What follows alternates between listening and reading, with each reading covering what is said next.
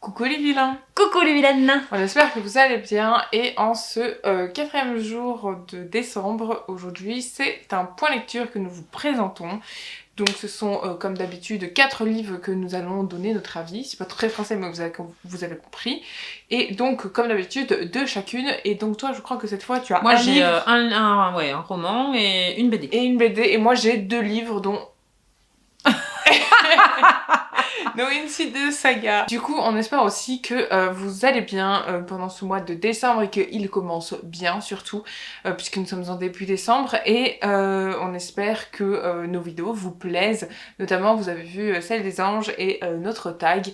Et on espère que tout ça vous plaît, puisque nous, on s'amuse beaucoup à les faire. Oui, on s'amuse beaucoup. Et que les petits anges m'ont bien fait rire, moi, personnellement. Elle était très concentrée. Oui, mais bon, hein, voilà, c'est les circonstances aussi. Hein, on aurait dit une enfant de maternelle, tu sais, qui découpait son truc, là, comme ça, qui s'est coupé les ciseaux. Enfin bref, on passe au sujet de la vidéo. Allez, c'est parti.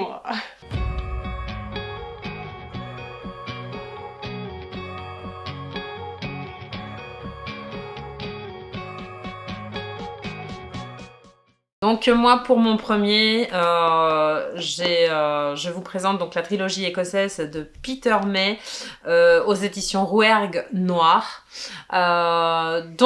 C'est une grande découverte pour moi, cet auteur. J'avoue que déjà elle me faisait très envie. Bon, il y a 3, faut le dire quand même, il y a 3 tomes à l'intérieur. Ça se suit, l'histoire se suit, la trame se suit, donc c'est vraiment une réussite de ce côté-là. Tu m'as dit que tu avais beaucoup aimé justement le fait que ça se suive, l'enquête qu'il y avait dedans, etc. En fait, il y a une enquête par chaque tome. Ça, par chaque tome ou pour chaque tome? Pour chaque tome. On est fatigué. Ouais. Puis on est dimanche, hein, voilà. Vous avez l'île des chasseurs d'oiseaux, l'homme de Lewis, le braconnier du lac perdu. Donc à chaque fois une enquête, donc menée par Finn MacLeod, qui revient donc dans l'île des chasseurs d'oiseaux dans ce premier tome, dans sa, on va dire son île natale. C'est le protagoniste principal? Oui. Donc tu le vois dans tous les 3? Ouais, moi je le kiffe. Mais grave. D'accord, ok. J'adore ce flic. Bon, la seule petite chose que je vais peut-être vous spoiler un petit peu, c'est que dans le premier, il est vraiment flic. Et dans les 2 autres, il fait office de flic. Oui. Mais je dirais pas quoi. D'accord, ok.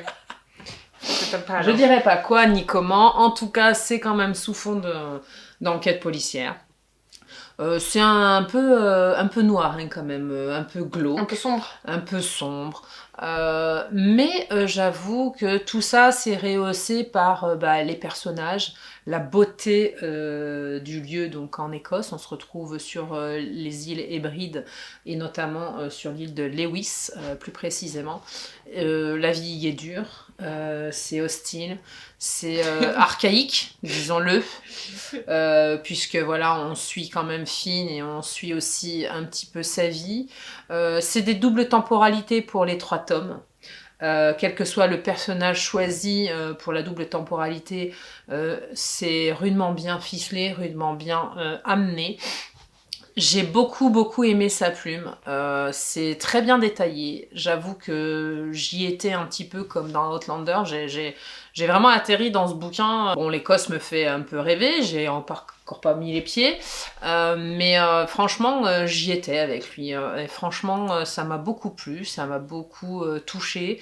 C'est un personnage très émouvant aussi parce que il a une vie un peu personnelle, un peu tourmentée, mouvementée au début, de par le décès de son fils. Ça, de toute façon, c'est dans le résumé derrière. Je peux vous en parler parce que ça... derrière. Ouais, mais pas dans celui-là, mais sûrement dans le premier individuel. C'est marqué, hein, en fait, il retourne sur l'île de Lewis pour faire une enquête sur une vieille connaissance qui a partagé son enfance. Et on l'envoie là-bas parce que il parle le gaélique, déjà notamment. Mais j'ai une question par rapport à la mort de son fils, il n'y a pas un rapport dans les enquêtes? Alors non, mais par contre c'est un des fils conducteurs, mais en sous-entendu, en sous-plan on va dire, parce que c'est pas la quête principale de Finn dans les 3 tomes.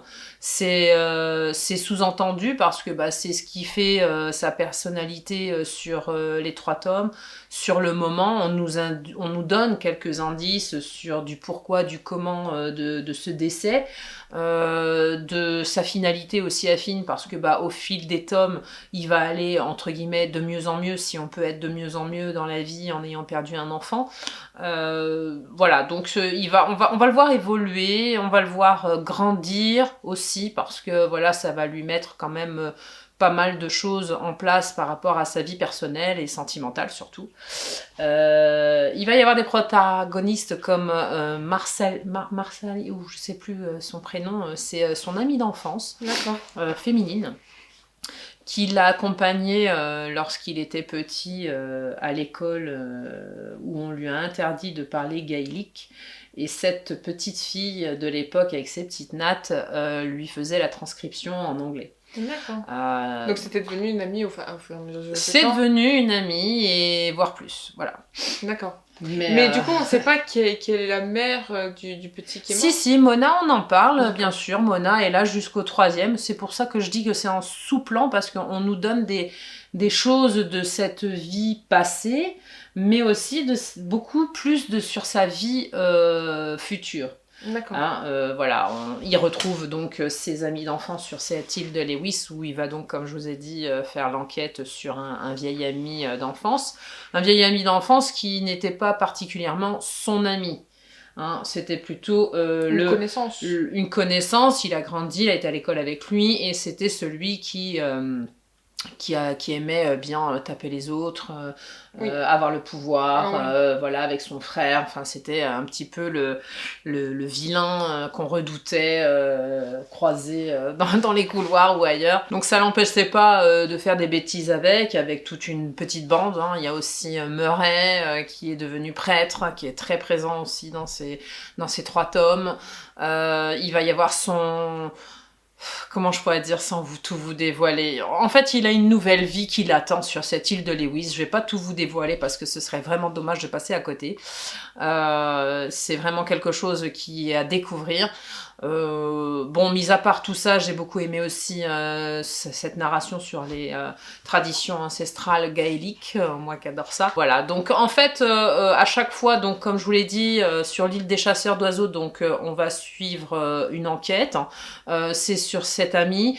Dans l'homme de Lewis, c'est donc un homme qui est retrouvé décédé aussi sur cette île. Donc c'est lui qui va enquêter parce que ça le touche particulièrement, puisque c'est intimement lié à sa vie qui évolue, on va dire, puisque c'est notamment sur le papa de la petite dont je t'ai parlé tout à l'heure. Oui, et ça l'a honnête qu'il aidait à traduire. Voilà, donc ils sont liés par cette enquête-là pour élucider justement si ce monsieur âgé de 70 ans atteint d'Alzheimer est peut-être le coupable ou pas. Voilà, et c'est tout ce que j'en dirais. Le 3e, donc le braconnier du lac perdu, c'est la même chose. C'est un vieil ami qui est retrouvé dans un avion qui s'est complètement craché dans une rivière, et c'est quelqu'un qu'il a connu étant jeune, avec qui il partait en tournée parce que c'était un groupe de musiciens, et donc il va faire aussi l'enquête là-dessus, et il va réussir à élucider tout ça, et il est encore intimement lié parce que forcément il les accompagnait, c'était lui qui les conduisait, qui s'occupait du groupe, enfin voilà, à chaque fois il est lié par les enquêtes et par les protagonistes qui sont accusés. Donc il est là pour résoudre tout ça. Il est très fin, il est très perspicace, il est très... après il est respecté aussi, parce que il se fait un pote, c'est Gunn, très important aussi pour lui, qui lui donne des choses en somme parce que comme il fait plus partie de la police, théoriquement il a plus le droit à certains dossiers. Et cet ami-là se mouille un petit peu pour lui, il mouille un peu la chemise. Et c'est vrai qu'il est marrant parce qu'on le sent un peu réticent, un peu... voilà, mais il le fait quand même. Et du coup, je voulais te poser une question. Est-ce que, pour toi, l'enquête policière, c'est le thème principal, ou c'est sa vie à lui qui est d'abord le thème principal? En fait, ce qu'il a réussi, Peter May, c'est que en fait, c'est intimement lié les deux. Les Ouais, deux ça- sont intimement liés, ce c'est qui un fait que mélange. c'est pas redondant, c'est pas qu'une enquête policière avec un peu un petit fond glauque, parce que bon, bah voilà, Un petit peu de trailer, les quoi. cadavres, voilà, ils sont un peu dégueulasses. On nous décrit quand même un autopsie. Ah oui, c'est vrai, Donc ça. en fait c'est très intéressant. C'est aussi intéressant que surprenant, que émouvant parce que de par ses sentiments à lui qui vacillent un petit peu dans toute cette tension qui existe quand il y a un décès, une rupture, enfin j'en passe, une redécouverte d'amour parce que voilà il y a quand même un petit peu d'amour là-dedans, faut le dire. Et voilà il y a un petit peu tous ces sentiments. En fait Disons c'est la que vraie vie quoi. ça représente bien le fait que parfois, bah, le travail que tu fais, enfin le métier que tu fais, se mêle parfois à ta vie privée et personnelle. Bah là il est un petit Et peu que ça se obligé. mélange. Là, il est obligé, puisque, comme j'ai dit tout à l'heure, tous les gens qui sont, entre guillemets, suspectés ou... Ah, le chat. Et qui vont être suspectés sont des connaissances. Donc il est, je dirais pas un héros moderne, mais voilà, il a envie de les défendre, il a envie de ne pas croire que c'est eux qui sont mis en cause, il n'a pas envie de les laisser s'empêtrer dans des enquêtes comme ça où on va voilà, les accuser, les interroger, il préfère faire lui-même l'enquête, etc. Donc j'ai vraiment passé vraiment un très très bon moment. Alors voilà, il y a pas franchement comme Féroze livre dans ses vidéos de trouillomètre, ça m'a pas fait peur du tout, mais c'est l'ambiance. Une ambiance à la fois glauque, à la fois étrange parfois, Et intrigante. intrigante, mais où on est bien.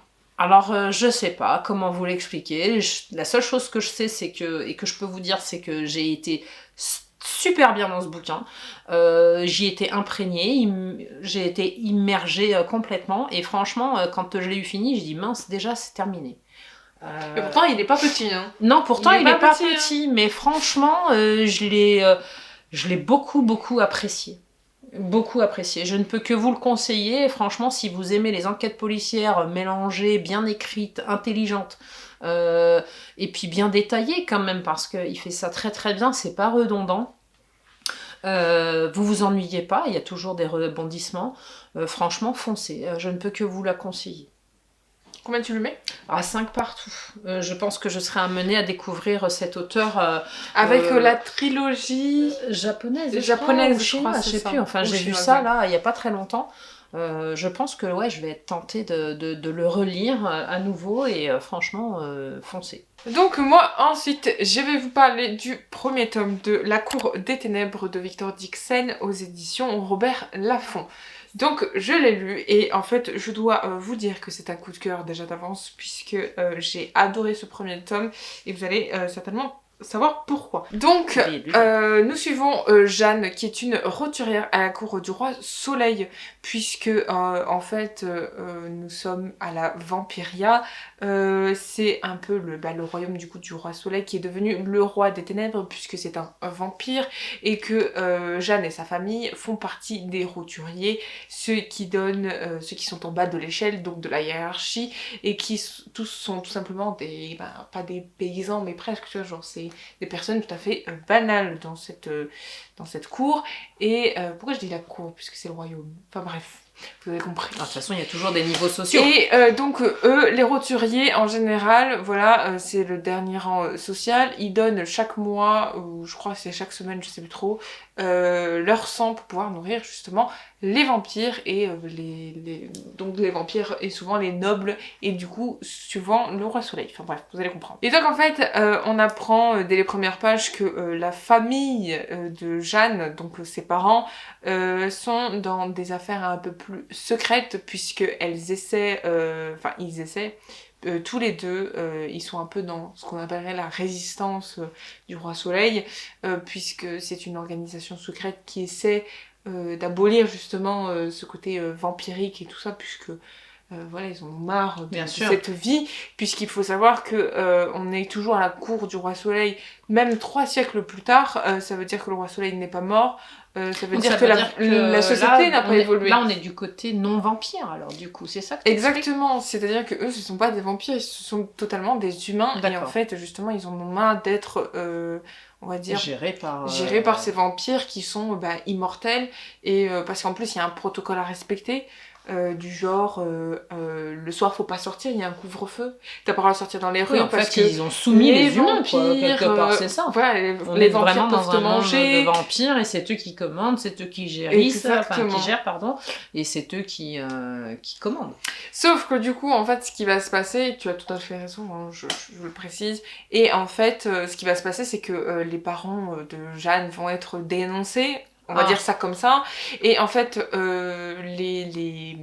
les méchants de l'histoire donc, vont toquer à leur porte, vont faire du mal à sa famille, et elle va s'enfuir avec son frère chez son amoureuse, donc l'amoureuse de son frère, qui est une noble, mais qui n'est pas un vampire, attention, c'est une noble en fait mortelle, qui est un peu plus haut que les roturiers, tu vois, et qui en fait ne subissent pas la saignée, comme on appelle ça, enfin, comme ils appellent ça. Et donc du coup, il y a quand même des humains qui sont épargnés. Oui, mais parce que justement ils sont des nobles, tu vois, genre, parce qu'ils ont un grade, mais c'est pas sans conséquence non plus, j'imagine. Et en fait, du coup, elle va se retrouver chez cette fille qui ne va pas vouloir les aider, même si elle est très amoureuse de son frère, on va dire grosso modo comme ça, sauf qu'en fait, sur leur chemin, en venant, c'était la nuit, il faut quand même le préciser, et en fait, il y avait un vampire dans le coin qui arrivait, et en fait, c'est pour ça qu'ils se sont directement réfugiés chez elle. Sauf que du coup elle va pas vouloir les aider, qu'il va se passer quelque chose. J'épargne trop les détails parce que sinon on y a encore pendant ça. Je peux faire un résumé de l'histoire mais beaucoup plus détaillé, ça va pas le faire. Et du coup en fait ce qui va se passer c'est que le père de cette petite noble va mourir, son frère va mourir et la noble va mourir aussi. Du coup en fait il ne reste plus qu'elle et en fait le vampire arrive puisque le vampire sait que eux il en reste un. Non, oui, puis il sait très bien qu'il y a quelqu'un qui a traversé le chemin et qui s'est réfugié là-dedans, donc il va arriver, et en fait, dans la précipitation, Jeanne va prendre l'identité de cette noble qui s'appelle Diane. Et donc elle va se changer, elle va se transformer en elle, en fait. Tu vois, voilà, pour se sauver la vie, en fait. Parce qu'elle sait très bien qu'en tant que noble, en faisant semblant que les deux ont tué leur père et qu'elle, elle se retrouve toute seule, qu'il va devoir faire quelque chose d'elle. Et effectivement, donc elle le rencontre, je sais plus trop son nom, mais je crois que c'est Montaigne ou un truc comme ça. Tout ce que je peux vous dire de sa description physique, c'est qu'il est roux, voilà, avec les cheveux un peu longs quand même, un peu bouclés je crois. Et en fait, du coup, il va la secourir, il va en fait jouer presque au prince charmant avec elle, tu vois, et... Limite, on pourrait l'apprécier alors que c'est un vampire. Oui, sauf qu'en fait, on va pas trop l'apprécier par rapport à ce qu'il lui dit, parce que du coup, en fait, il part avec elle et il lui dit « Je vais t'amener à la cour de Versailles, dans l'école des jeunes nobles qui rentrent justement à la cour, mais qui sont immortels. » J'allais dire immortels, mais qui sont mortels, donc ce n'est pas des vampires, et qui sont au service du roi juste après. C'est une école, et elle est faite pour ça, pour leur apprendre à vivre aux côtés du roi soleil, et enfin roi des ténèbres. Oui, qui est devenu le roi des ténèbres. Voilà. Bref, du coup, en fait, sur le chemin, si je préfère, là où tu l'apprécies pas, parce que tu dis quand même qu'il va la sauver et qu'il va l'emmener, mais tu te méfies en fait du vampire, tu vois, parce que même elle s'y méfie, et puis elle les aime pas. Elle aime pas les vampires. Personne n'aime les vampires. Vient de tuer qui aussi aimerait les vampires? Son frère, donc sa famille, qui ne le serait pas. Voilà, c'est ça. En plus, voilà, ils ont tué la famille et tout ça. Et en fait, justement, il va lui reprocher, oui, mais du coup, ces deux roturiers, ils ont tué ta famille, donc ton père, etc., tu vois. Et en fait, lui, elle se fait vraiment passer pour la noble, donc c'est pour ça qu'elle va être amenée directement dans cette école, tu vois ce que je veux dire? Parce que si elle avait dit que c'était elle, Jeanne, elle serait pas passée en tant que noble, il aurait pas sauvé la vie, il l'aurait tuée. Donc, en fait, elle s'est sauvée, et lui, il va l'amener là-bas, et là-bas, en fait, elle va faire des découvertes, et des amitiés aussi. Je vous laisse, je pense, la suite parce que je vous ai résumé le début. Donc vous imaginez bien que sa quête, ça va être d'évoluer, surtout qu'en fait c'est un peu, elle a un caractère assez fort quand même. C'est pas une poule mouillée. Elle se mouille beaucoup dans les affaires, etc. Elle va vouloir, elle s'immisce partout. Elle va vouloir découvrir plein de choses. Et puis quelque part, elle a une couverture, donc quelque part, elle continue ce qu'on fait. C'est ça. Et elle va continuer dans ce truc que d'être Diane, malgré tout, elle va entendre encore parler de ses parents longtemps, parce que à un moment donné, en fait, moi c'est un petit événement qui m'a quand même assez marqué, parce que je trouve que l'auteur l'a très très bien fait. J'ai beaucoup aimé ce passage, même s'il est un peu, on va dire, glauque, parce qu'en fait, à un moment donné, elle se fait passer pour Diane, du coup. Sauf qu'en fait, elle entend parler des affaires de Jeanne. Donc de la famille de Jeanne. Et en fait, le roi Soleil, pour venger justement Diane, attention, il faut bien comprendre, c'est que pour venger Diane, entre guillemets, et pour lui faire plaisir, il va mettre la tête de ses parents et de ses frères sur des pics devant l'école où elle peut le voir par la fenêtre. Wow. Grosso modo, c'est ça.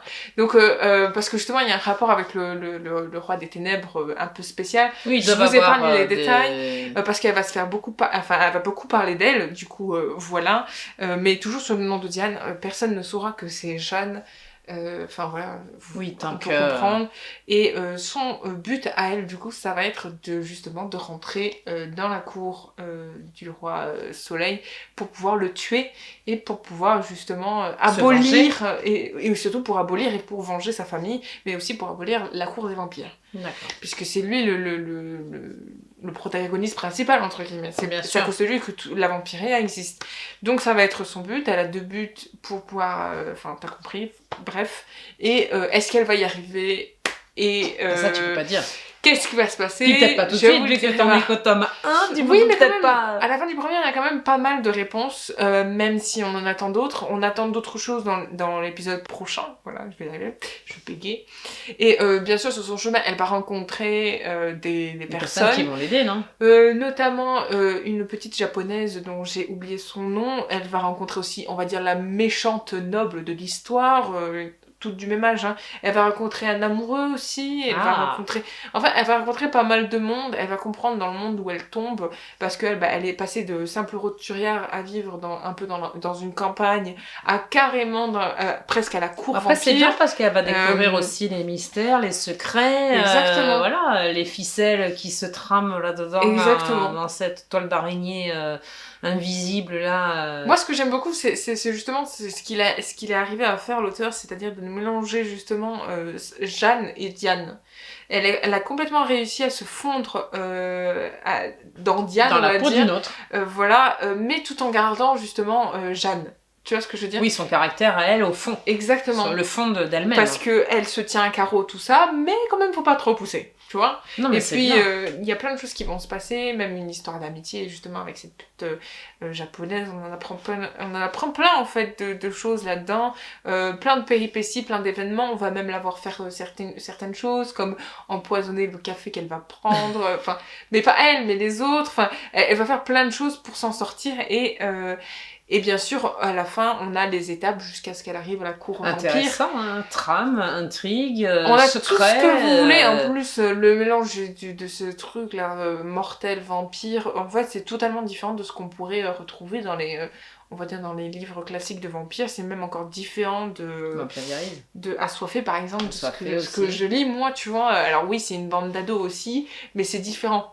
Parce que là, on est à la cour vampire, c'est des siècles d'avant. Pourtant, on est 3 siècles plus tard, c'est-à-dire que lui, je crois que c'est 1715 ou 1716, où il est devenu le roi Soleil. Et en fait, là, on est 3 siècles plus tard, donc à notre siècle à nous.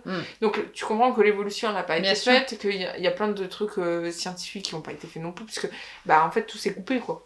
Au moment où le roi Soleil est resté en vie, tout s'est coupé. Donc une belle découverte, cet auteur. Ah, mais moi j'ai kiffé, hein, parce que je pourrais vous raconter tout ce qui s'est passé, etc. Mais je pense que je vous ai bien résumé le début pour que vous compreniez ce qui lui est arrivé. Et oui, pour moi c'est un coup de cœur, j'ai tout adoré, même l'écriture elle est géniale. Je dirais pas splendide parce que voilà, ce serait... T'as apprécié en tout cas. Un peu trop, mais voilà, c'est vraiment une lecture que je vous recommande. J'ai adoré ce livre. Je l'ai plus lâché en fait, et je le lis, mais super vite en plus parce que c'était tellement accrochant, on avait envie de savoir. Et ça faisait très longtemps que j'avais pas eu ça, et franchement oui, je vous le recommande. Bien évidemment, je lui mets 5, mais je suis très fière justement d'avoir découvert en cette fin d'année et de vous le faire découvrir la Vampiria. Voilà, exactement. Et en tout cas, j'ai très hâte de lire le tome 2. D'ailleurs, j'ai le tome 2 et le tome 3 qui m'attendent. Et après, je commencerai l'autre saga qui fait partie aussi de la Vampiria. Mais j'ai très hâte, voilà, de lire la suite. C'est un coup de cœur pour moi. Franchement, réellement. Moi, pour mon deuxième, ce sera donc une BD aux éditions Dupuis, donc Cœur de ferraille, ici, tome 1. Donc nous on se retrouve dans un monde, comme ils appellent ça, rétro-futuriste. Donc rétro parce que on vit avec des gens qui vivent comme un peu au temps du Far West. Alors je m'explique par rapport aux vêtements, etc. Et on vit dans un monde futuriste parce que c'est des robots qui mènent, qui gèrent et qui commandent dans ce monde. Donc on est à deux opposés. Quand je dis Far West, c'est pas franchement Far West, mais les enfants sont habillés de la même façon. C'est un Far West robotique. Ouais, enfin c'est pas autant des cow-boys, hein. Faut pas vous attendre à avoir des cow-boys, mais j'essaye de vous le situer par rapport aux vêtements, aux conditions de vie, etc. C'est plus dans ces eaux-là. Donc c'est vraiment dans deux mondes différents et en même temps on amalgame les deux. Donc on va suivre dans cette histoire Isea, qui est une petite fille qui communique avec sa meilleure amie, je sais même plus son nom, Tal. Tal lui conseille un jour donc un livre, c'est Cyrano de Bergerac. Donc c'est même pas un livre, c'est un film. Et donc elles communiquent toutes les deux par écran interposé. Parce qu'il n'y a que comme ça qui peuvent communiquer. Ces écrans... Très futuriste. Oui, c'est très futuriste. Mais c'est que ça, elle fait en fait avec ses doigts comme si on était au 22e siècle, tu vois. Ouais, genre c'est très futuriste. C'est très futuriste et à côté on est, c'est l'antithèse, on est archaïque. À l'opposé. Oui. Donc elle converse donc avec son amie qui lui conseille ce film-là. Elle est hypée par ce film, ça la motive, elle prend vraiment exemple de ce film, aussi bien de l'amour que Cyrano a, etc. Enfin, tout ce film lui plaît énormément. Et un jour, comment je pourrais vous expliquer juste sans trop vous spoiler, mais son monde va basculer à Isea lorsque on va venir enlever et dérober sa nounou. Sa nounou qui s'appelle Débris et qui est une robot. Je dis une robot parce que c'est plus facile à dire qu'un robot féminin. Donc c'est une robot et elle fait office pas que de nounou, elle fait office aussi de maman. Elle s'est occupée d'elle depuis qu'elle est petite jusqu'au jour J. Et en fait ça la traumatise qu'on ait enlevé Débris. C'est son monde qui s'écroule, sans elle, elle n'est plus rien. N'allez pas croire qu'elle n'a pas de parents. Bien au contraire. Je ne peux pas trop vous en parler parce que ça fait partie de l'intrigue, justement, du fait que Débris soit enlevé. Tu as toutes les réponses à la fin ? En partie, puisqu'il y a quand même un tome 2 que j'ai très hâte de découvrir. Et donc en fait dans cette histoire elle va après ce basculement dans sa vie, cette tristesse qu'elle va avoir, ce manque qu'elle va avoir de Débris, elle va décider de fuguer avec son ami d'école qui s'appelle Tilio. Et ensemble, ils vont braver les interdits, ils vont aller dans la ville de Tulpia, de souvenirs. Et de là, ils vont mener l'enquête pour retrouver Débris. Alors, est-ce qu'ils vont la retrouver ou pas? Je ne vous le dirai pas. De là, entre les deux, il y a beaucoup de péripéties qui se passent, beaucoup d'intrigues qui vont se décortiquer, notamment même avec les parents d'Isea. Je ne peux pas vous en dire plus. La seule chose que je peux vous dire, c'est d'aller lire cette BD qui est extraordinairement bien tenue, bien ficelée. Et je trouve que les deux mondes sont très proches, mais en même temps tellement opposés, et en même temps c'est vraiment linéaire, c'est-à-dire que ça coule de source. Au début on est un peu perturbé pour voir ces robots naviguer avec les humains, etc. Mais finalement on s'y habitue et c'est franchement bien mené. Ouais, franchement, j'ai beaucoup aimé. Ça te plaît ? Oui, vraiment. En plus, les dessins, ils sont comment ? Alors, les dessins sont formidables parce qu'ils sont sous fond un peu sépia, donc ça nous fait un petit côté ancien. Ouais. du fait de leur vie qu'ils mènent, les humains, par rapport à la technologie d'à côté, qui vivent ensemble. Donc j'ai beaucoup aimé, oui. C'est un fond assez sépia pour le premier. J'ai entreaperçu le deuxième qui est tout aussi beau. Et j'ai grandement hâte de découvrir le deuxième qui m'a été donné par les éditions de Dupuis. Et je vous raconterai Comment ça dans une autre vidéo. Je mets 5 parce que j'adore. D'ailleurs, j'ai oublié de vous donner les noms de ceux qui ont dessiné et écrit. C'est Becca et José Luis Munuera. J'espère que je n'écorche pas son nom. En tout cas, une belle découverte de cette BD. Franchement, les deux mondes là m'ont beaucoup plu.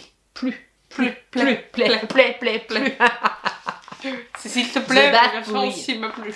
Mais donc moi pour la suite c'est la suite d'une saga, c'est Inheritance Game 3 donc de Lynn Barnes aux éditions Pocket Jeunesse, mais ça vous le savez déjà. Donc on retrouve évidemment Avery dans ce tome 3 qui a, je vous le rappelle, dans le tome 2 a découvert l'identité de Toby, qui est le fils de Tobias Hawthorne, je vais y arriver, qui est donc son fils. Elle avait découvert qui était Toby, qui est le fils de Tobias Hawthorne, qui est celui qui lui a donné l'héritage dont vous savez l'existence. Oui, le grand-père un peu foufou quand même, hein. Exactement, on a suivi la découverte de Toby dans le tome 2, et en fait dans le tome 3, il est enlevé. On a sa fille Eve qui vient à la rencontre d'Avery, donc directement à la maison Hawthorne, et qui lui demande de l'aide justement pour retrouver son père. Puisque vous comprenez, c'est son père, elle veut absolument le retrouver, ce qui est normal. Et en fait, Avery, même si elle conseille pas à Eve de rester, parce que voilà, avec tout ce qui lui entoure médiatiquement parlant, Eve, beaucoup, en fait, Toby a voulu toujours protéger sa fille pour ne pas qu'elle soit devant les médias, et il s'est protégé de lui aussi et a disparu. Enfin, je vous épargne trop les détails.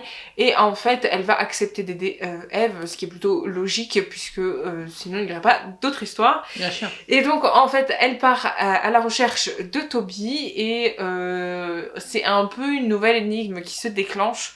Je vous épargne toutes les énigmes parce que sinon je vais vous spoiler et c'est pas le but de vous spoiler. Et puis c'est ce qui fait la trame. Et c'est ce qui fait la trame de l'histoire. Donc comme c'est super comme chouette, pour les autres. C'est ce qui tient la route de l'histoire et c'est ce qui nous donne envie de continuer. Je vous épargne les spoils. Ce que par contre je vais vous raconter, c'est que durant ce tome, il n'y a pas que... genre en fait elle va chercher Toby. Mais il n'y a pas que le fait qu'il se fasse enlever qu'elle va découvrir, puisqu'elle va découvrir aussi qui est Eve. Est-ce qu'elle est là vraiment pour sauver son père? Est-ce qu'elle est aussi en attente de réponse, tu vois, parce que elle connaît pas la famille de son père. Bien sûr. Puisqu'elle a jamais eu le droit de la fréquenter. Bien sûr. Donc elle va se chercher aussi un petit peu, elle va chercher des réponses. Donc il y a une petite quête je vous identitaire. évoque certains trucs, voilà, Eve on l'a dit, mais surtout on va en apprendre plus sur le grand-père qui est mort et qui lui a donné sa fortune. Le grand-père foufou, qui m'intrigue. On va savoir plus sur son adoration pour les énigmes, on va savoir d'où ça vient et de qui ça vient surtout. Tu vois ce que je veux dire? Oui. On va vraiment savoir l'identité de ce personnage mystère depuis le début et on va en apprendre plus sur qui il est vraiment aussi. D'accord. Puisque, petit aparté, attention, petit spoil, c'est que il va lui laisser une vidéo à elle. Et elle va la regarder, et elle va la regarder avec tous les frères Hawthorne. Waouh.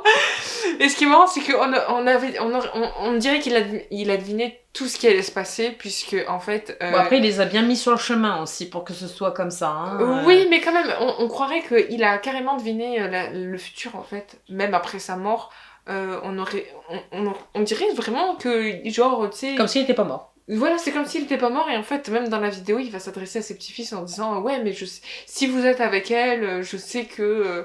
Et il va leur parler aussi. Et c'est assez marrant quand même. Il avait prédit, il était perspicace, le grand-père. Il y a plein de choses qui vont se passer dans ce roman. C'est vraiment... J'aime beaucoup le tome 3. Je sais que j'adorais aussi les deux autres, mais j'aime bien le fait de cette révélation sur qui était vraiment Tobias et qui a enlevé Toby et tout ce cheminement et cet entremêlage qu'il y a entre les deux et justement à côté les protagonistes, Avery qui va faire beaucoup de découvertes, Eve qui est très importante dans cette histoire. On a aussi Grayson parce qu'en fait Parce que en fait, si vous préférez pourquoi Grayson, je vais vous le dire, c'est que en fait, Eve ressemble trait pour trait à Emily, si vous vous souvenez, que Emily, c'est la personne qui est morte le même jour de l'anniversaire d'Avery, mais qui avait un rapport justement avec Grayson et Jameson. Je vous spoil pas trop pour ceux qui n'ont pas lu les autres tomes, mais voilà, elle ressemble très pour très à Emily, et Emily, Grayson en était amoureux. Et en fait, des choses qui sont peut-être pas possibles. En fait, on pourrait penser qu'il va faire l'amalgame entre les deux. On peut penser ça au début, surtout de ce tome-là. On se dit oui, mais du coup, est-ce que il va tomber amoureux d'elle, etc. Parce que tu sais qu'il a quelque chose pour Avery, mais tu te dis, mais du coup, vu que maintenant il y a Eve, est-ce qu'il va se passer quelque chose? Et en fait, tout le long du roman, il y a ce truc parce que Avery sort avec Jameson, et Grayson a des vues, on va dire entre guillemets, sur Eve. Sauf que, en fait, Avery, c'est pas qu'elle est jalouse de Eve, c'est que elle a aussi un truc pour Grayson. Ça pose problème. Mais Jameson le sait. En fait, c'est compliqué, mais grosso modo, c'est ça. Et même Jameson lui dit une belle phrase. Je l'ai sauvegardée. Et il lui dit, en fait, grosso modo, je sais que t'as un truc avec Grayson, mais c'est moi que t'as choisi. Grosso modo, c'est un truc comme ça qu'il lui dit. Et c'est vrai, puisque on sait qu'il y a un petit triangle qui s'est formé quand même entre les trois, là. Mais elle a fait son choix quand même.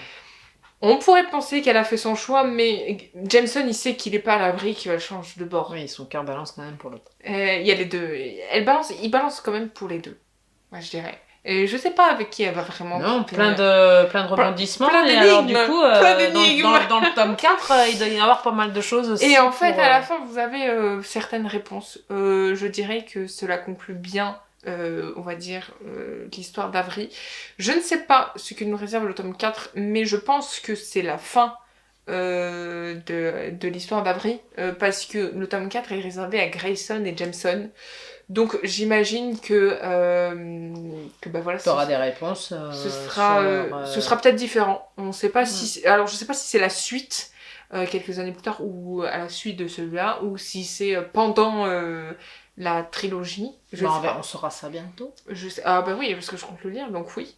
Mais j'ai très hâte et je lui mets 5, je l'ai adoré. Donc dans la continuité toujours. Dans la continuité, je vous dis, franchement, c'est pas mal quand même. On pourrait penser que c'est un peu redondant, les énigmes, le fait que c'est un peu toujours la même chose. Non mais comme il y a des rebondissements. Et puis, on s'attend à ce que, voilà, quand ils trouvent une lettre mais qu'il n'y a rien dessus, qu'ils prennent la lampe comme elle a appris et tout ça.